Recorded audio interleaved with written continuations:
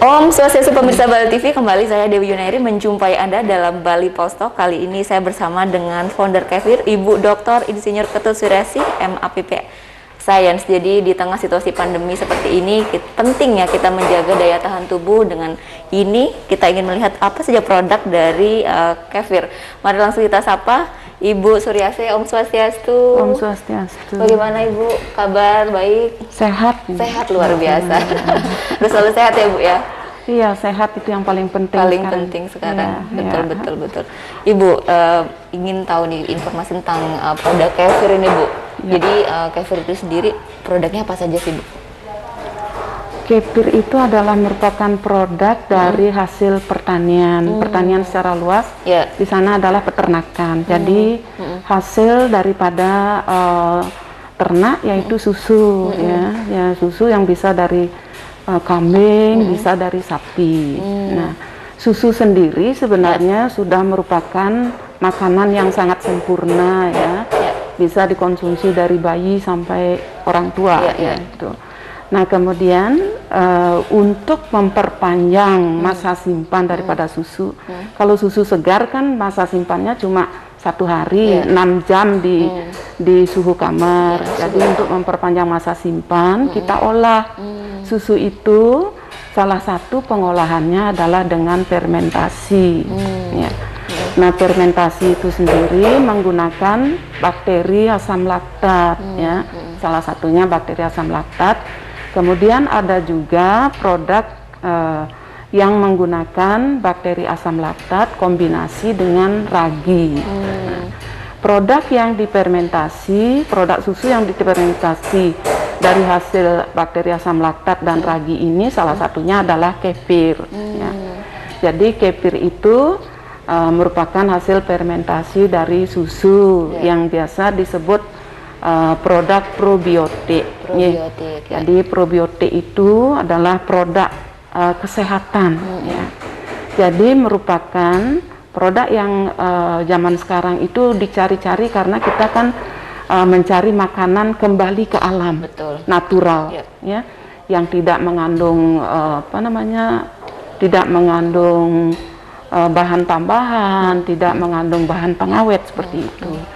Ya, jadi kefir ini selain memang nutrisinya bagus, juga karena ada fermentasi daripada hasil fermentasi bakteri dan ragi tadi, membuat kefir ini memiliki nutrisi yang lebih lagi.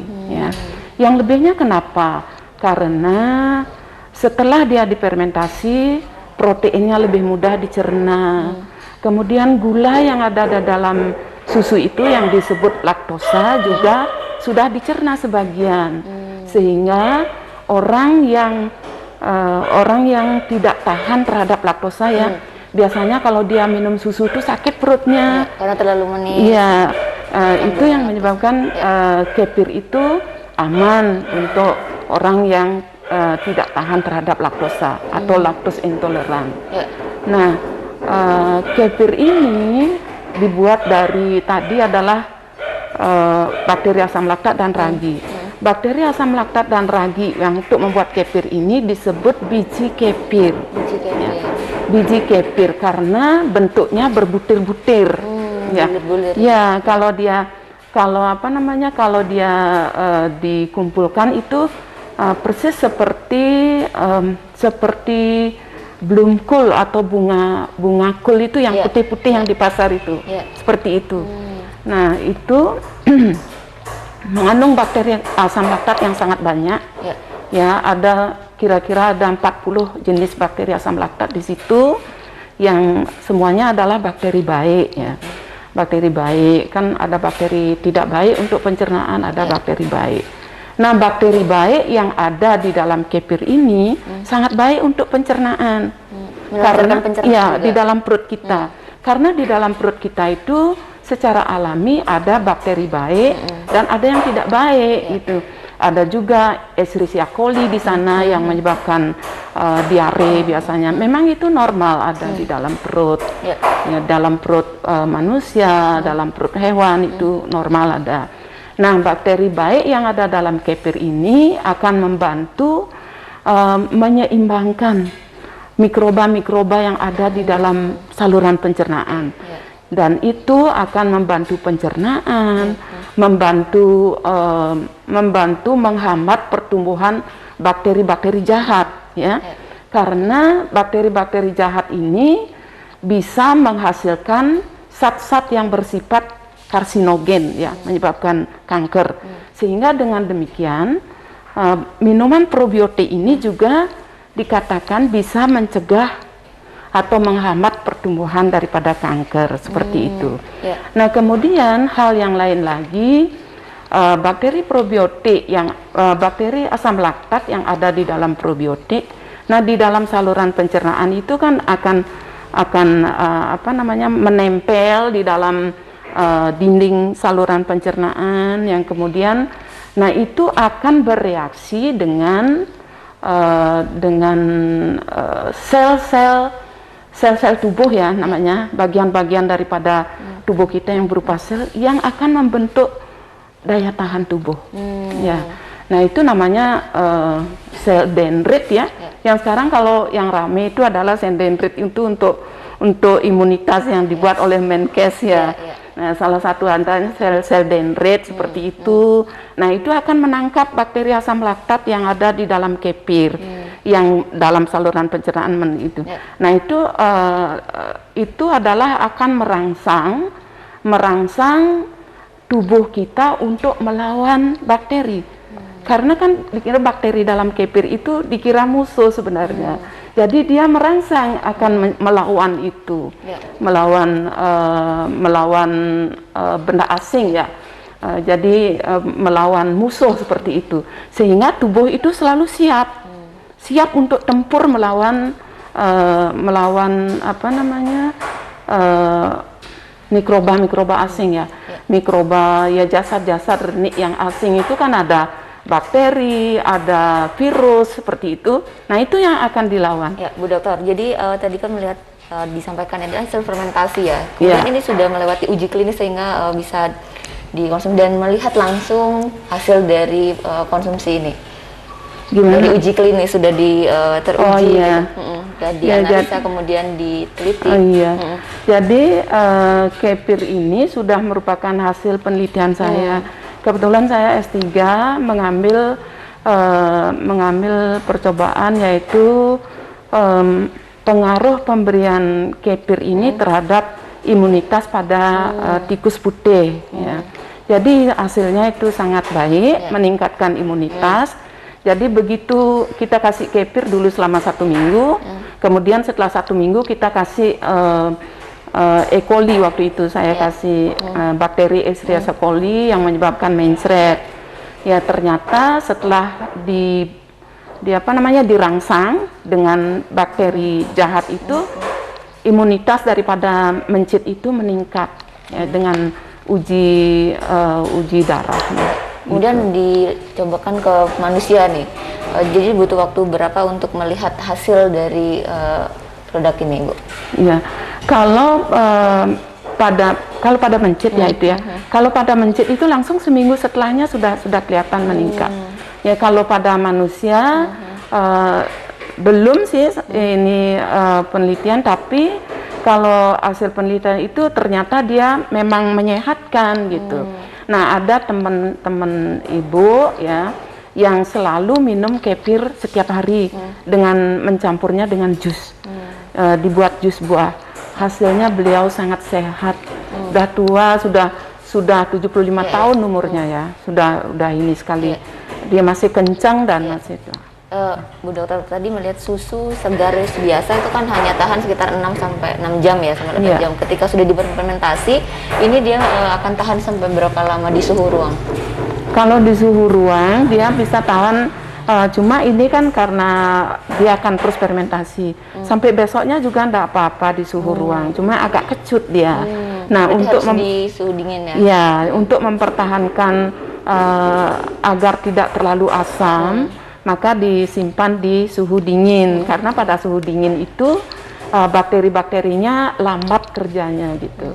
Jadi kalau pada suhu ruang bakteri itu kerjanya sangat cepat sehingga menghasilkan asam yang lebih tinggi gitu. Ya. Berbicara produk kefir ini sejak kapan Bu? Kenapa? Pembuatan produk kefir. Produk kefir ini kalau di dunia sudah lama sekali ada itu pada zamannya dan biji kefir itu adalah pemberian dari Nabi Muhammad SAW kepada anak buah beliau untuk kesehatan. Ya, itu dokter mulai mengolahnya tahun berapa? Saya mulai mempelajari mengenai kefir ini tahun 2005. 2005. Tahun 2005 waktu itu saya sudah pulang dari Australia untuk S2-nya. Saya mengambil mikrobiologi pangan, kemudian karena ada peralatan-peralatan yang tidak seperti di Australia yang kita punya, saya berinisiatif untuk ke IPB. Di IPB itu saya penelitian lagi, dan kebetulan saya mengambil kefir waktu itu.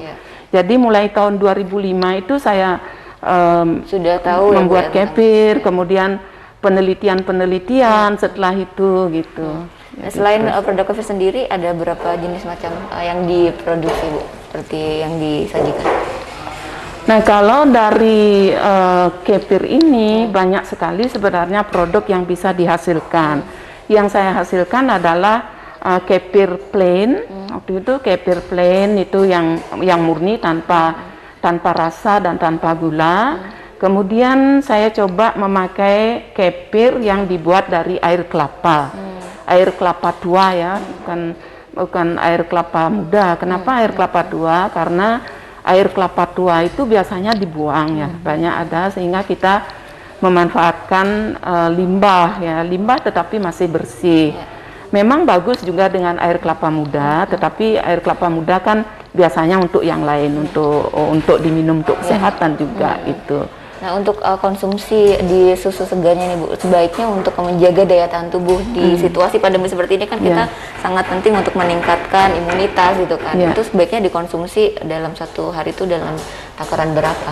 Ya, biasanya dikonsumsi kalau orang beratnya 60 kilo ya, itu cukup 60 cc saja sudah cukup dia mengkonsumsi satu hari sekali.